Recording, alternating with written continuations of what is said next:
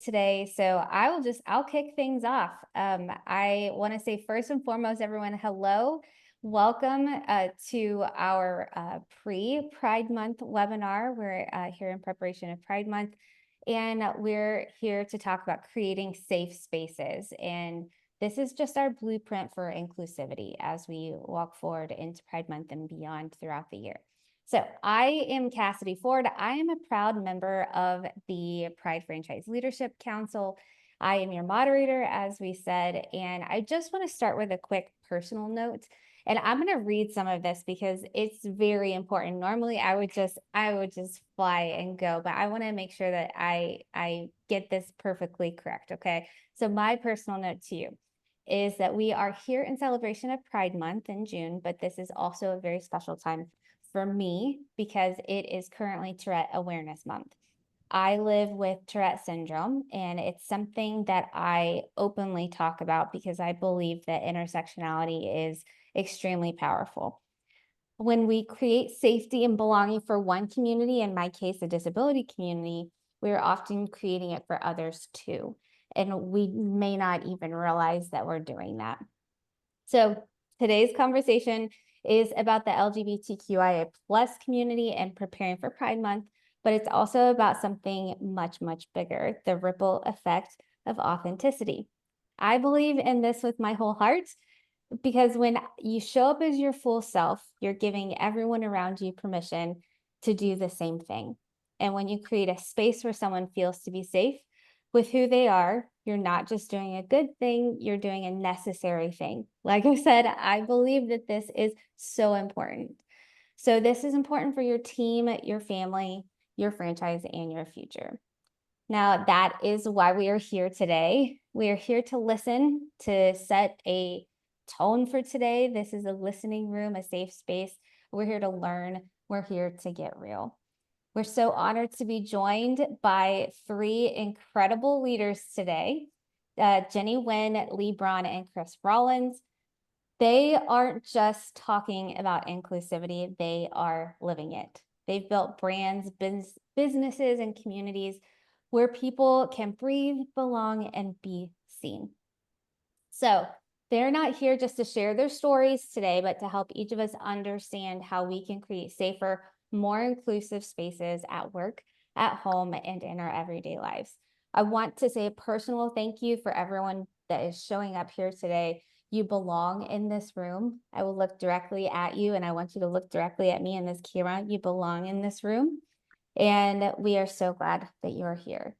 So that is our kickoff for the webinar today.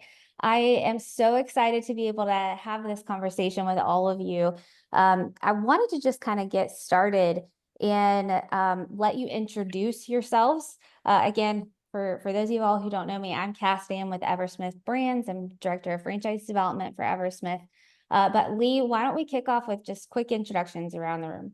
Sure. Thanks, Cassidy, and beautifully put. Thanks for kicking us off.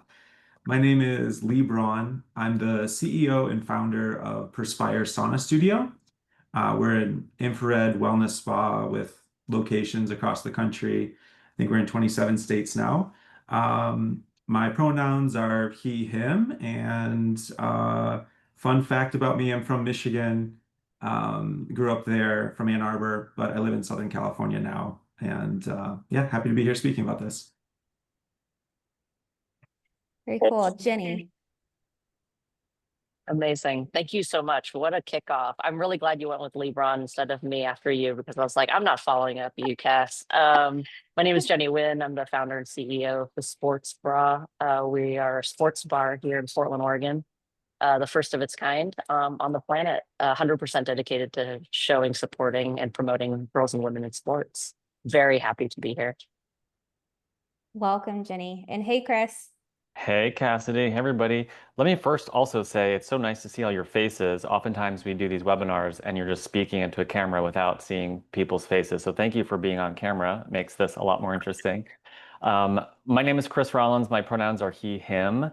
I'm a keynote speaker and founder of Ripple Effect Leadership. And one of the big problems that I solve is helping organizations eliminate the hidden pockets of friction that exist across their business. the kinds that are caused by breakdowns in trust and communication. And so I help people essentially wake up to the ripple effects that they're creating every day, helping people around them feel safe, seen, and heard so that they can drive speed, momentum, and scale in their business. And a fun fact about me is that when I was about 10 years old, and some of you have heard this story, I was at a minor league baseball stadium and I started the wave in the entire stadium. And I actually got 75 CEOs at the FLDC conference in October to also do the wave. So that was a pretty cool moment too. Very cool. I would hope that that was going to be me at a Braves game next week, starting the wave. So, well, thank you all for sharing really quickly your backgrounds. But I want to know a little bit more about what your why is. What are your origin stories here? So let's start with Chris. We left off with Chris. Let's start with Chris about a moment that you realized that the safe space you needed didn't exist, so you created it. Yeah, I think I'll actually tell you a story where I had a safe space when I needed it most, and the impact that that had on me. And I think, like many of us in the LGBTQ plus community, our experience in college can often be a sort of coming of age experience, and that was definitely the case for me. And so I went to a small liberal arts school in North Carolina, Davidson College, and I was there on a golf scholarship. So I was fully enmeshed in the world of sports and athletics while trying to also get good grades and navigate relationships. And Are you fucking kidding me? So I'm of the mindset. Let's make sure we mute. That's cool. There we go. And lost my train of thought. Where are we? We're going to Davidson College. You Yeah, got grades let's to go. keep up with. That's it. Yeah.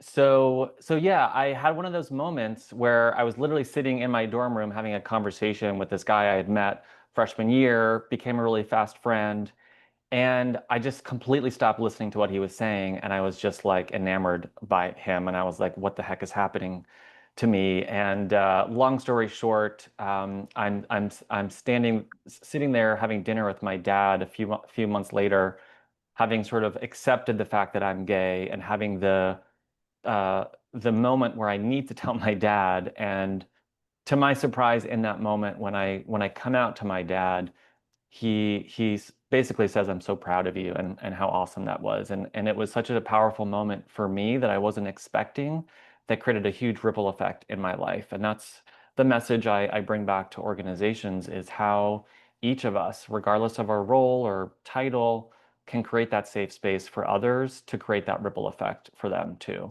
And it's just stuck with me, the power of a single moment to create safety for somebody else and make them feel seen. That is beautiful. So it wasn't necessarily that you built that safe space, but that it was provided to you by someone who you loved very dearly. That's a great story. Jenny, what about you? What's your why? I love that. I mean, when Chris is talking, it really reminds me of how really one of my first safest spaces was sports. I grew up here in Portland, Oregon, born and raised here, and only child, first generation Vietnamese American, to my parents who fled Vietnam during the war. And I think that for anyone who knows kind of traditional Asian families, there's a lot of pressure on the children, particularly around first gen. And if you're an only child, it all kind of gets funneled into one spot. But from a very young age, I fell in love with basketball. And that was kind of where I was able to really find my identity and feel accepted. And I used that strength of acceptance and team building and everything I learned from a super young age. And I just carried it with me throughout my life. And it made me kind of not accept anything less than how I felt on the court. And so growing up, Portland is one of the whitest cities in America. So growing up here, and I knew I was gay from a very young age. So there was all of these ways that I kind of didn't feel like I fit in. And so finding those safe spaces really required me to be in sports. And then I remember just butting up with my parents around everything. Like in Asian cultures, girls don't really play sports. So that was like the first thing. And then I came out to my family when I was 17, and that was a very difficult time for everybody. And then, I was pre-med in college, which my parents really wanted me to be a doctor. And then my sophomore year, I fell in love with cooking. So I told my parents that I didn't want to be a doctor, that I wanted to be a chef. And that conversation went even worse than me coming out, honestly, because I think that they both understood that me coming out, that was like how I was born. But me being a chef, that was a conscious decision I was making. Um, and then, so being a cook and being a woman in the kitchen really was this male dominated field. And I kind of drew parallels between the court and the kitchen, where these were both areas where women weren't really expected to be there.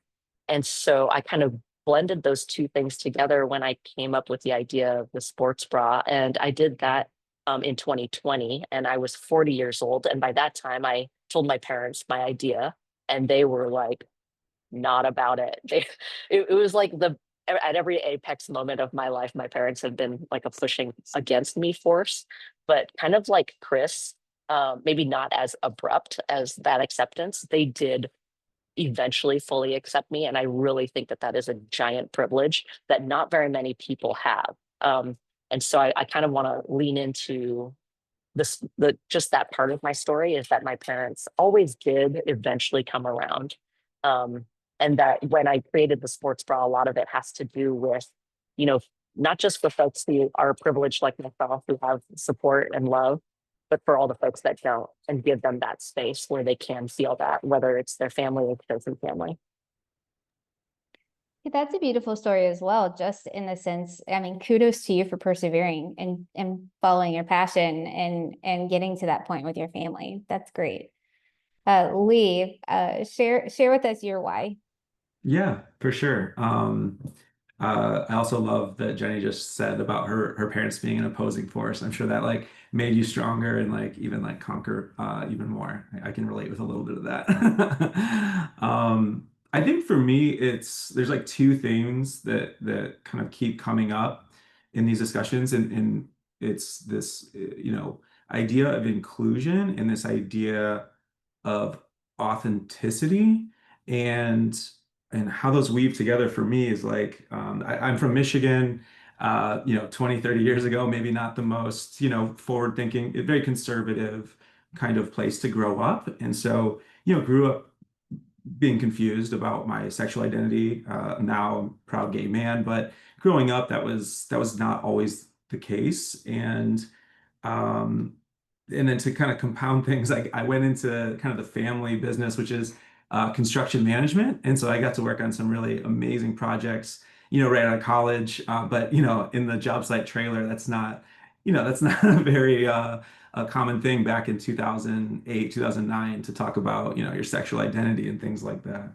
So when starting Perspire, I think maybe subconsciously, maybe some elements of, consciously was really, wrapped up in the idea of creating an inclusive space for people to come and relax and reset. And, I got to really experience just a wide range of different personalities and different races and different, genders, different, identities coming into the space, and just treat everyone the same and create a space for them where they can relax and really reset and create this sanctuary. The other theme of this idea of inclusion, it kind of came a little bit later, I think, when we're building our corporate team, as we started franchising in 2017, 18. And I think maybe again, kind of unconsciously, it was the fingerprint that was left on me from my family was, I had this uncle who, growing up, I've got 9, little cousins, much younger than me. And I had this uncle that was always insistent that everyone can play. Like that was the phrase that when we were playing sports or volleyball or going golfing or playing Monopoly or whatever, he would always say everyone can play. So my 3-year-old, cousin got to play volleyball with us. And I think that left a really big impression on me. And that's something I try to carry forward in building my corporate culture, the corporate team culture, that, everyone can play and everyone's included. and please bring your authentic self to work because I don't want anyone having to hide parts of them or pretend to be someone they're not for the benefit of the company.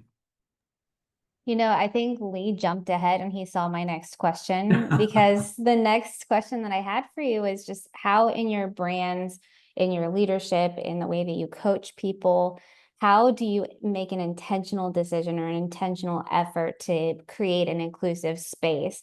And when I mean intentional, or when I say intentional, I mean, what did you do differently that led to, what did you have to do differently that led to that inclusive space? So Lee, I don't know first if there's anything else you want to add to what you were saying. No, I think I can just share, I guess, some like granular things that we do, I think that help to support that culture of inclusivity. Um, First is like we do team lunches every Wednesday. It sounds small, it's somewhat trivial, it's very hard to fit into our busy schedules, but at noon on Wednesday for the last, I don't know, 2 or 3 years, we have lunch as a team and we just talk and get to know each other a little bit more. It's amazing how little we actually get to know each other throughout the course of work, just because work is, so all encompassing. So that's a good way just to get to know each other. And I feel like that small talk, getting to know each other just really helps build bridges and helps everyone feel, like they belong. Definitely. Chris, I'm going to jump to you. What intentional decisions or efforts have you made in that realm? Yeah, well, I feel like my situation is a little bit different because my business is so much my personal brand because I'm first and foremost a keynote speaker, and my business is everything that I believe, it's everything that I share, it's everything that I am. And so my decision when I left, I spent 10 years in the corporate world, and before I left to start my current business 5 years ago, I was running the HR function for about a 200-person company in New York City. And I was just so committed at that point to say, whatever comes next, which I really didn't know exactly at the time, I want to put a lot of purpose behind that, and I want to start a business that is centered so like zeroed in on who I am and what I believe. So I did a lot of work to really define my own values explicitly, very clearly, so that became a guiding force for how I show up in the world, how I show up with my clients, how that's reflected in my messaging and my branding and my communication. But because I'm not necessarily running a huge operation with lots of people in different franchise locations and a big team, really when I think about inclusion, it's about just the way that I personally show up every day to have an impact on other people. So for me, like a big part of my purpose is making people feel safe, seen, and heard, especially those who would otherwise go unnoticed. And I was just actually flying back from an event yesterday, and I was standing in the Atlanta airport, which is hectic, as I'm sure many of you know. And I had a connection there. I scanned my barcode to get on the flight, and it gave the like you can't board. And I was like, oh boy. And so I waited. And as I scanned my barcode, I said to the gate agent, I said, hey, Hannah, how are you? Thanks so much. And it gave me that big no. And I stood there as she boarded every single other person. There's 200 people, and none of them said hello. None of them said her name. None of them looked her in the eye. None of them asked her how she was doing. And I was just every single one. I was like, I wonder if this person's going to acknowledge this human being in front of them. And that's just a commitment I try to make is as I go through the world, try to make people feel seen and understood and disrupt the pattern that we're in to just have that one moment that's like, oh wow, that person sees me. And I think we can all do more of that. That's great. I live in Atlanta. That is my home airport. So I see that very frequently. So good on you for espousing that kind of concept and dealing with other people. I love that. Jenny, last but not least on this question, please share. Oh my gosh, I just love being on these panels because I learn so much. I mean, what an honor to be here with you guys. Taking away from Lee and Chris, I just think that when it comes to inclusion and inclusivity, it's this inside outside effect, right? So it's work that we're doing within ourselves so that we can show up as our best selves, our most authentic selves, give that to the world, and everybody benefits. And then when we share with each other in like team meetings once a week, I mean, Lee, we might start doing that. We do these huddles every other week, and we do it through Zoom because we're all remote. And that feels like okay, but we're always just talking business. We might have 2 minutes at the front end, 2 minutes at the end to like, you know, come in and out of the meeting. But doing a lunch sounds really great. So we might implement something like that. But when it comes to like how I built the business, I think that it's one thing very fortunate that we are the first of its kind to do it. And I remember when I was writing the business plan, one of the questions was describe your competition. And I couldn't think of what the competition was other than every other sports bar I have ever been to. And so I wrote one sentence there. And I still keep my like old business plan just as a reference point. But it's the sentence is the only competition is the status quo. And so one of the blessings of kind of creating something from scratch is that there is no blueprint. So when I got to like design out the space, when I got to write the menu, when I got to pick the vendors, I got to be like, hey, you know, so I was a chef for 15 years. And as as an executive chef, I did a lot of ordering and things like that. And I made it like my jam to like always find the women-owned businesses, find the gays out there and order from them. And that was like my little world. I ran that one little kitchen, you know, did all the things. And then when I built this place, I was like, you know what? You know, the only competition is the status quo. Our tagline is "We support women," which I think is hilarious because we're the sports bra. But I took that and I was just like, how can we live this outside of just what we show on the TV screens? So when it came to vendors, I was like, I wonder how many women are making beer, how many queer folks are making wine. And guess what? Now that's all we buy. And that's kind of how we went about it. So one, kind of creating your own space. And two, doing things with intentionality. So when I got to like, you know, we have 2 restrooms. And the Thai restaurant that was here before, you know, is a men's and a women's restroom. And I personally have had a lot of experience of being, you know, shamed out of restrooms, physically pulled out of restrooms, had security chase up, like all of the things. And I was just like, hey, let's just change the signage on this. And it was that little change. And that's what I've noticed about the sports bra. It's these little changes that really make all the difference. You know, we have a gluten-free bun that we keep for everybody if they want it. We have a regular bun that has all the dairy and all the eggs. But like, how difficult is it to carry a gluten-free product? Not difficult at all. It just takes the intentionality.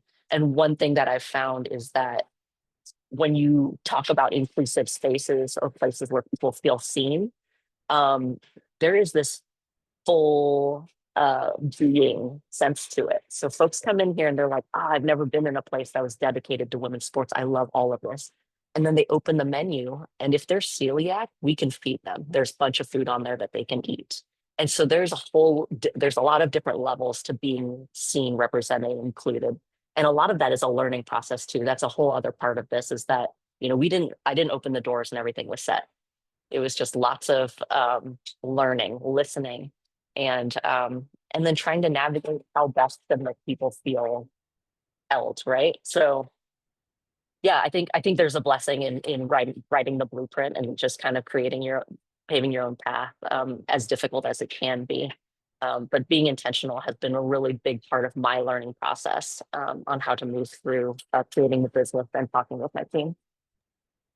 Chris is over here. He's leaping out of his seat, ready to go to the sports bra. He's ready. Yeah, the challenge of gluten-free dining as a celiac is real, and it's I think it just makes me, it reinforces the point that you raised, Jenny, that it is the small things. It's small signals that say, I am welcome here, I am seen, they understand my needs. It's small things that we say or small things that we don't say. As a keynote speaker, oftentimes speakers from stage will ask audience members to do things like to stand up or to raise their hand, but they're not taking into account that maybe people can't stand up or maybe they can't raise their hand. So I was taught by a wheelchair user to use more inclusive language and to say, if you're able, like stand up, or please, if you're able, and it's like, it's just the small things that triggers someone else to say, I'm being seen right now. And that makes a huge difference. I was going to ask, and you took it in a different direction. I was going to ask if y'all thought that there was a level of bravery involved in being an intentional person. But when you phrase it that way, where it's a little small step here and a small step there, it doesn't seem that hard, does it? Nope. No, I do think it does. It is a level of bravery because there's vulnerability always when you're showing your authentic self, whether it's people see it as a weakness, you view it as a weakness in yourself. Um, Giving people your whole self is super vulnerable, because then there's the opportunity for people to shut it down or to say whatever they're going to say or do whatever they're going to do. So I do believe that even, like Cassidy, I think I wrote to you this yesterday, there are so many folks out there that they just walk down the street, and just them being in existence is an act of resistance, and them being alive is an act of resistance, right? And so that's just a small part of all of it. But yeah, there's bravery in every waking moment of every person. But another thing I want to say is, from the business, like my business brain clicks in, is that when we allow our team to be their authentic selves, we get the best of them. So they are not only happier and, more productive, or all of those things, but they want to stay longer, they want to work harder, the longevity. So there's all of these like fiscal benefits, or a benefit as a business owner, to creating these spaces where you fully embrace them. And I've had this happen where maybe I've had an employee where their full authentic self, they didn't want to be a bartender for the rest of their lives. They wanted something else. And so when I knew that, I was just like asking them, hey, have you thought about teaching classes?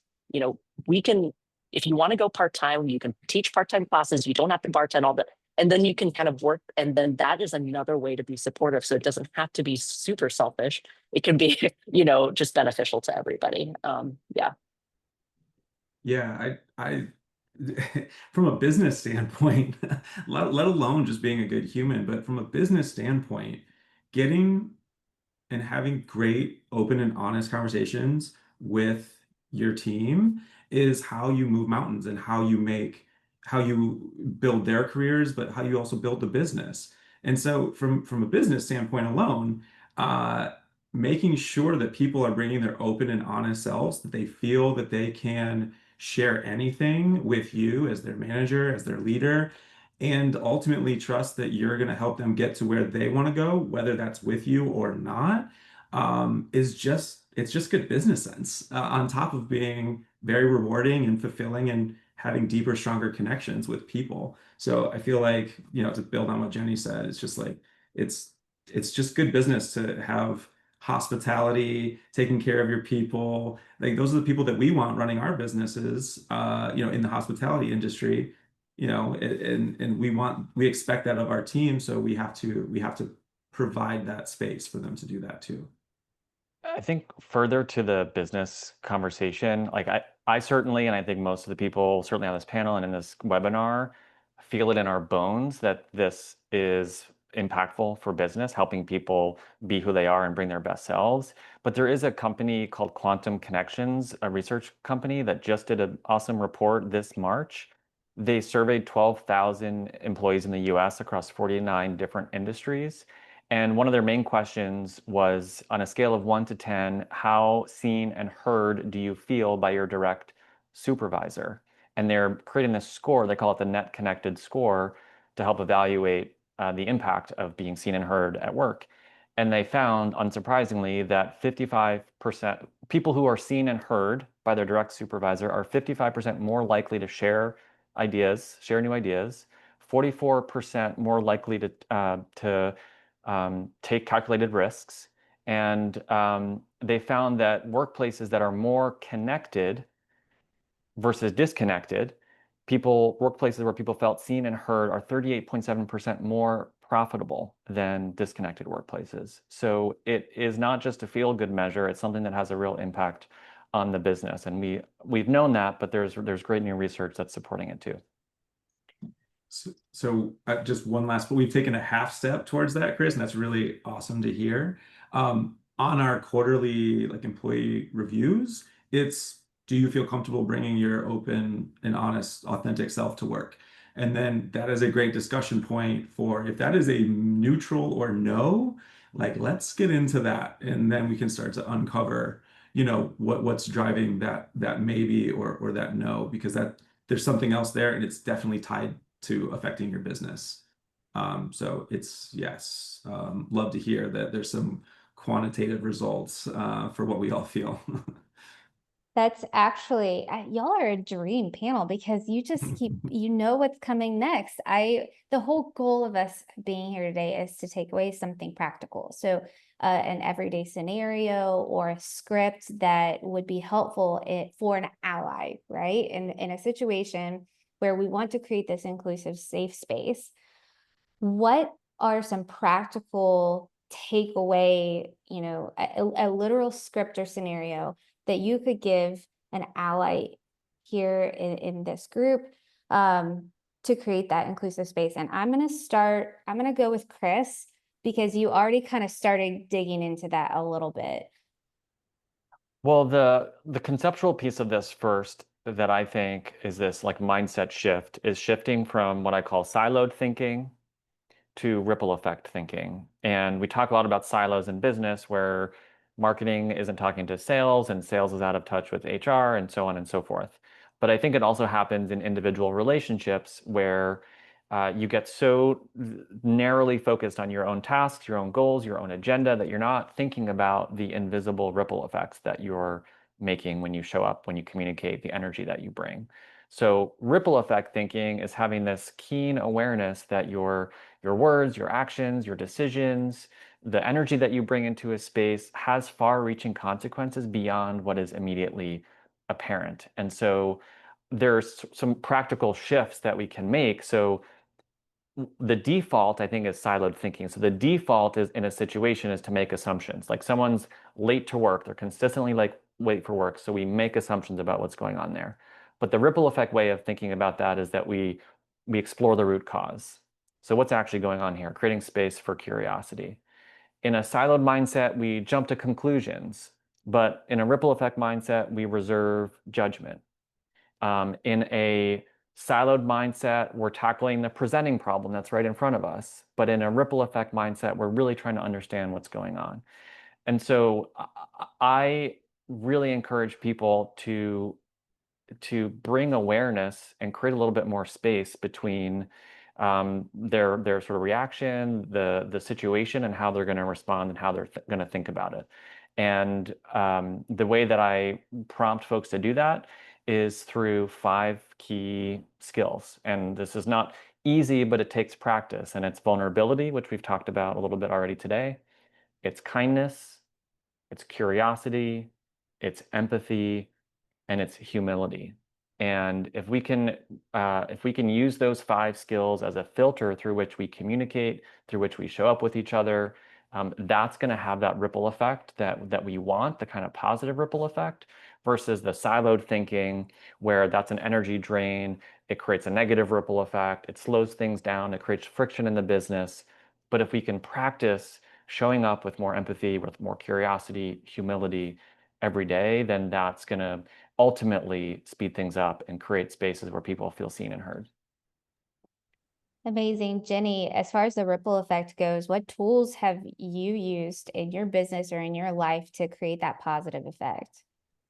Oh my gosh, I'm really glad that this whole thing is being recorded so I can write everything Chris says down. I love that you lined it out because for me, people have asked me throughout the last couple of years what my superpower is. And it was really hard for me to pinpoint what it was. But I always fall back on being a good listener. I think that, and Chris, when you say creating space, I think that being a good listener is really a part of doing that, like taking it in and being curious, and trying not to be judgmental or jumping to conclusions. But I feel like when we lead with that, we can also kind of, what's the word? We display that leadership behavior so that our managers see that that's what's happening. Because I think that, especially in restaurants, things get pretty heated pretty fast. And you can have these moments where everybody's like flying off the handle. And if I come in and I see that and I take a moment to be like, okay, and talk to everybody and listen, you kind of display that behavior for your management team, and then they can kind of try to take that away. But I feel like that's really where I have excelled, and that has made me a better leader, is listening and also growing and learning. Like, I also know that I came into this business knowing basically zero. Um, so having kind of that humility, that last piece of just being like, I don't really know anything. So what is my role here? To learn and to grow and to hopefully, create something beautiful that everybody can share together. So I feel like a good listener, came to it knowing I knew nothing. The ability to ask for help, I think, is really great, especially in a leadership role when folks are so easy to think that you're at the top, you have all the answers. When, this is why, I don't know about you guys, but when I sit at the table with my leadership team, I'm the least smart person at the table. I mean, this is why we build teams that are so strong and supportive. And so creating that space for folks to be their best self and to know the most about their departments and things like that, I think, is really key too. Everyone has their own story, and everybody, if you put yourself in their shoes and listen to what they have to say, you'll definitely learn something new. So Lee, I want to actually ask you a very specific question, because you mentioned that the reviews that you do on a quarterly basis, what does that conversation look like when you sit down and someone maybe says they don't feel that they can come up and show up in their most authentic form? What does that look like, and how can an ally kind of make that a safe conversation? Yeah, for sure. I think in general, I think we do a really good job of creating that space for people and making sure that they can. I love all of the descriptors that Chris just gave, like curiosity, empathy, energy, and then Jenny summed it up as listening. I think all of those things like flow right into just being a good listener is like half the battle. So I would say that, yeah, just like ask, like kind of a Socratic method, right? Of just asking questions rather than making statements. That is my number one tool for falling back on when I'm I'm walking into a dangerous conversation, or this is like potential to go sideways. Just start asking questions. They're much more neutral and easier to keep going through the conversation than making statements. And so when I make a statement, it's almost like, maybe half the time that's going to be a foot in the mouth type of situation versus just asking questions in a kind way, or just trying to seeking to get more understanding out of that. I care deeply, and I think we all can know when passion takes over, or like wanting to fix something or problem solving takes over. But in a conversation like that, where someone maybe isn't feeling that they can be authentic at work, that is a very delicate conversation. It's like, thank you for sharing that, first of all, because that's a hard thing to own up to. And so let's tread very carefully with asking questions in a very kind manner so that we can get to the root of it and maybe clarify or have some sort of resolution, or not. And then we have to figure out, okay, how are we going to make progress towards that? Or maybe we need to loop more people in, or something like that. But I think, 9/10 of it is the intent, right? And the softness that you're bringing to a type of heavy conversation like that. And then the other, helpful thing is just asking questions rather than making statements. Yeah, the thing that I've learned over time is that you have to be okay with getting it wrong, in order to get it right eventually, right? So going back to the bravery thing, you have to be vulnerable, and you have to put yourself out there in those honest and transparent conversations, right? So I think it's also important to acknowledge that, and I learned this because I used to run sort of virtual communities, and I used to always say, like, this is a safe space. But we can't really claim that it's a safe space because we can't really fully understand or know everybody's experience in the room. And if what I'm saying or what someone else says might make someone else feel unsafe. And I think Brene Brown talks about this as like brave spaces, or I don't know if I'm attributing that correctly, but I think we have to model as much as we can vulnerability and model these qualities that we're talking about to create that environment as safely as we possibly can. But I've just seen too many leaders state that it's a safe space without actually modeling it or kind of backing that up, which is more risky. And I've been on the receiving end of those situations, and that's where performative allyship becomes a real problem, and puts folks like us at risk. We could talk about performative allyship on a whole. We did last year. We did. That's a whole topic, and that actually is a great point. Now, it makes me think of backlash, the word backlash. But kind of shifting gears a little bit. What about, we all know this time right now is a little bit tough, okay? And there's a lot of backlash in a lot of different directions from a lot of different people. So understanding that, I'm wondering if you could each just reflect on how you stay grounded amidst this kind of rollback era that we seem to find ourselves in right now, whether it be political resistance or skepticism, or, this idea of resisting DEI inclusion, all of that. I'm going to start, let's go with Jenny again here. How do you stay grounded in those moments? I mean, I can't really say that I do stay grounded very often. I mean, I go through the roller coaster of emotions, there's a lot of stuff happening. And I think one thing that I've learned through years and years of therapy is to feel the feelings, don't deny them, be in your feels. But, set a limit for it. And then hopefully you can do something with it, whether it's learning lessons or taking action. But for us as the sports bra, I think we are very public about our stance and what we stand for. One really beautiful thing about girls and women in sports is that it's never just about sports. There's so much intersectionality. There's so many social justice issues, battles, equal pay, equity, all kinds of things.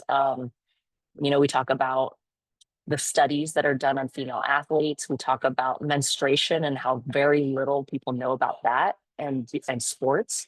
And we talk about all of these different ways that there's underrepresentation. And so the sports bra in and of itself, this business is already it is what it is. There's nothing hidden about it. And so one thing that kind of gives me some groundedness, but mostly hope, is that we want to bring these spaces everywhere because we feel like these communities are everywhere and people deserve to feel safe in communities, both small and large.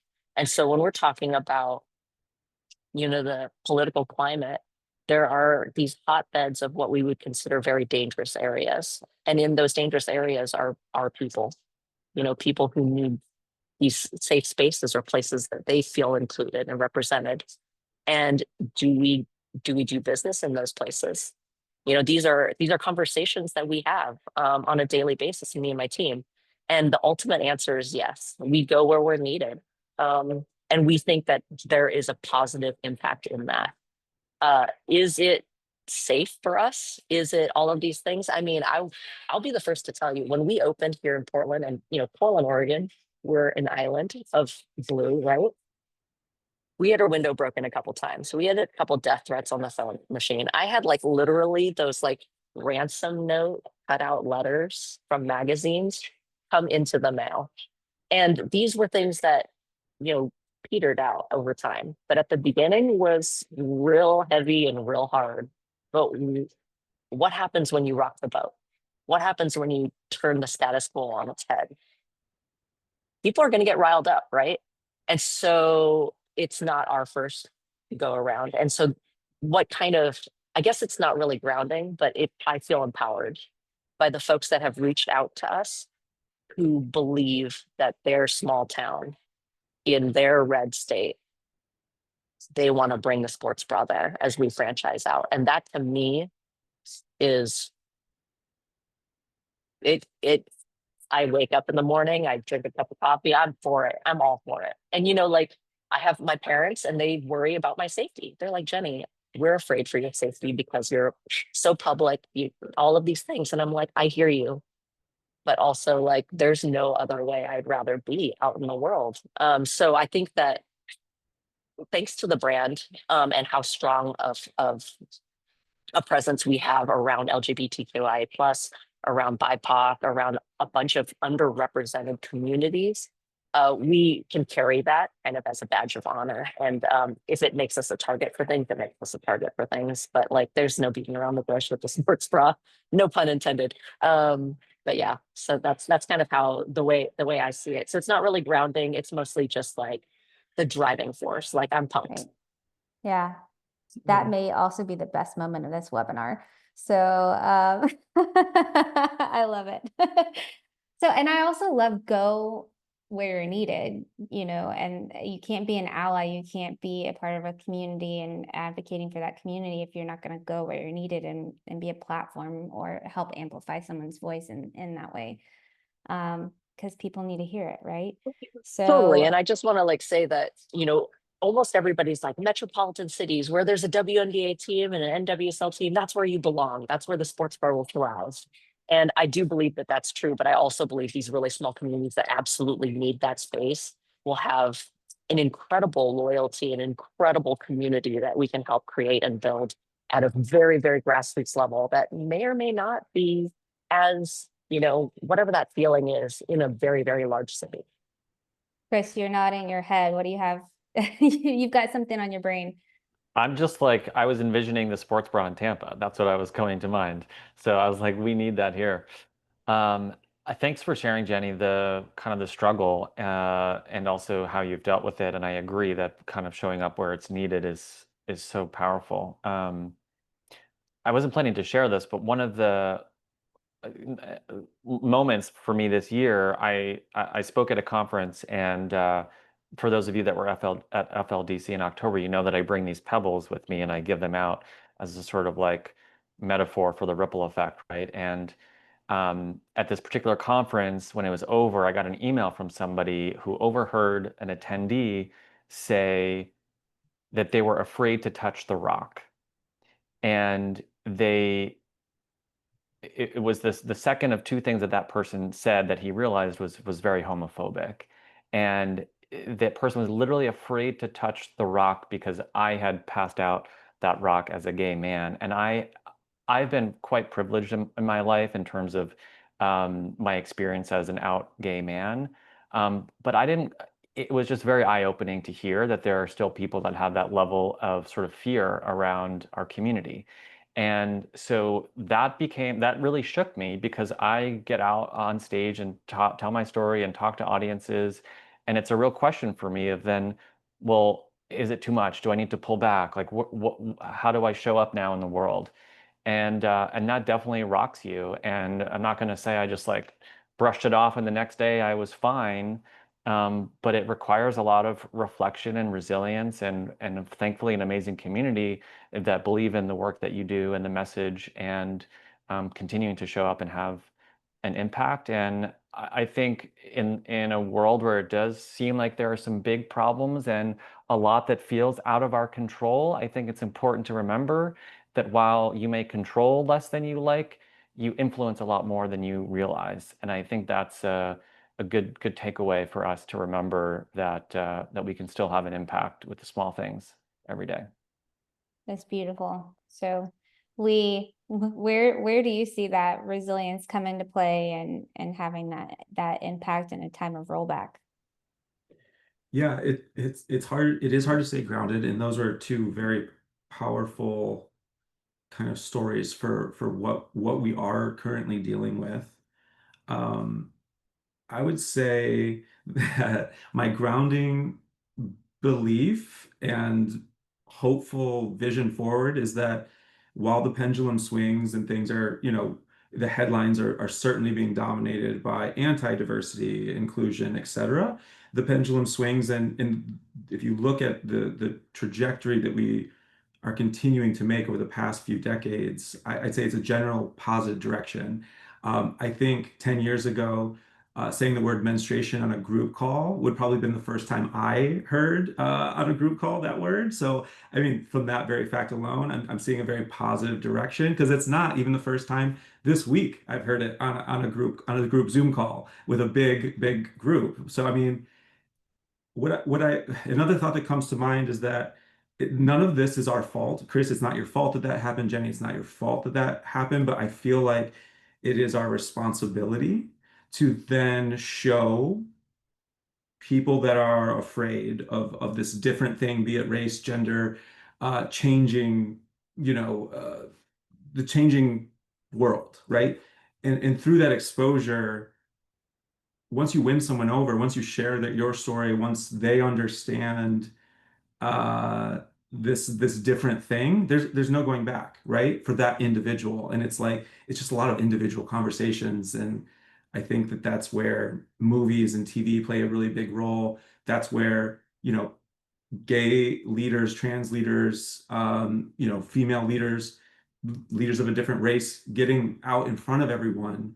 That exposure is the way that we can make an impact, and continuing on that is the important work. How can allies in the room specifically help with that? By using their platforms, by, what can an ally say or do to further that cause? I think, yeah, having those direct conversations, pointing out maybe, oh, that's not helping to course correct maybe some conversation or thought process. I think exposure is everything. So, hey, I have a gay son. Hey, I have a trans daughter. And speaking up and sharing that it's not that scary, that we're not that different, and that it's all a headline, right? Like, I think there's just so many headlines and fear mongering and not understanding that cause some of the hate in the world. But through just very boring examples of how we are all the same, and there's more that unites us than divides us. I think that's how allies can keep sharing their stories of how other groups affect their lives or are a part of them. I think that that's a great way to continue sharing story and to change the narrative. Jenny, Chris, anything you want to add to that as we kind of wrap up here in a minute? I'll just say quickly that one of the ways that I learn about people and communities that I don't have lived experience with, is by following other thought leaders who are experts in these areas. And I flood my LinkedIn feed and I flood my Instagram feed with thought leaders and experts who very bravely and openly share their own experiences. And I don't know what it's like to be trans. So I follow people who do have the trans experience, and I try to build my network with people who have different experiences. I've learned a lot about the disability community through people that I follow on different social media sites. And it's just easy. It's just an easy way. You're already scrolling, like we all do it. So just put the information in front of you that's going to be helpful, so that you have more understanding the next time you interact with someone who's different from you. And I think a big lesson I learned from a neurodiversity advocate, an inclusion expert, is just to ask the person. If you're unsure what they need, how to support them, what to say, just ask the person. ATP, ask the person. That's all you need to do. Amen for that. I feel that in my bones. Jenny, what about you? I love that so much, Chris. I've been doing that exact same thing. I just most recently got my own personal IG account. And so I've just been like, oh, because I've just been like inundated with the same women's sports stories. I'm just like, oh, I know these stories. What else do I want to know about? How else can I broaden my horizons?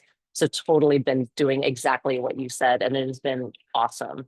When I think about allyship and the power of allyship, for so long we've kind of depended on the folks that are underrepresented, the folks that are downtrodden, the folks that are, in the shit. Oh, sorry, in the stuff that they're the ones that are having to educate everyone else. And so when I think about where the climate is right now, a lot of those folks are tired. Like, they've been fighting that fight, and to take 50 years back from all of that fighting, They're tired. So when I think about allyship and what allies can do, it's to use their position of power. It's to use their privilege in whatever fashion and form that may be, whether it's hiring, whether it's paying, whether it's you get to pick who's at your table. Maybe think about picking those folks that haven't had a seat at the table. And when I think about how the sports bra came to be, I always think I think about allyship, I always think about these 3 cis white males that helped me get to where we are now. One is a chef that I used to work with. He was the very first person I ever told about this idea. And he was like a bro, like a total bro. And he was just like, I love this idea. And he really lit a fire under the whole thing because I thought he was going to turn around and be like, that idea is cute, but it'll never work. And it was the opposite. Second one was the landlord that gave me this space when I had no money. He had a line of people who wanted to rent out this space. He read my business plan. He met me. He was just like, I love this concept. I want to live in my building. I believe in you. I'll give you this lease and we can work something out. So that's number 2. And then our very first investor, Alexis Ohanian, another cis white male, who really believes in women's sports, has been doing it for over a decade, investing in girls and women in sports. And then seeing this little bar in Northeast Portland that seats 40 people and feeling like it deserves a platform. So those are 3 allies that had great privilege, positions of power, that used it when nobody was looking, when nobody needed to help somebody like me get to where I am. So I think allyship is gigantic. Use your power of your platform, that you use the power of your privilege, I guess is what you said. So, well, I think that's a great place to end today. Thank you. I have learned so much from you and just this short amount of time myself. So I can't thank you enough from the bottom of my heart. And I know everyone here is very grateful to you for what you've shared today. So I will just really quickly to everyone in the group here, we will be, and Patty may need to speak to this, there's a resource pack that will be available somewhere after this webinar. Also, we have a LinkedIn campaign that's going to be active during Pride Month. And if you want to find us on LinkedIn, it's the Pride Franchise Leadership Council that you can engage with. And then just stay connected. Reach out to the folks here on the panel on LinkedIn and connect with everyone else here. So thank you again to our panelists. Thank you for everyone who attended today. We are so grateful and we're excited. There's a lot of good things to come. So, all right, everyone take care. Thank you so much.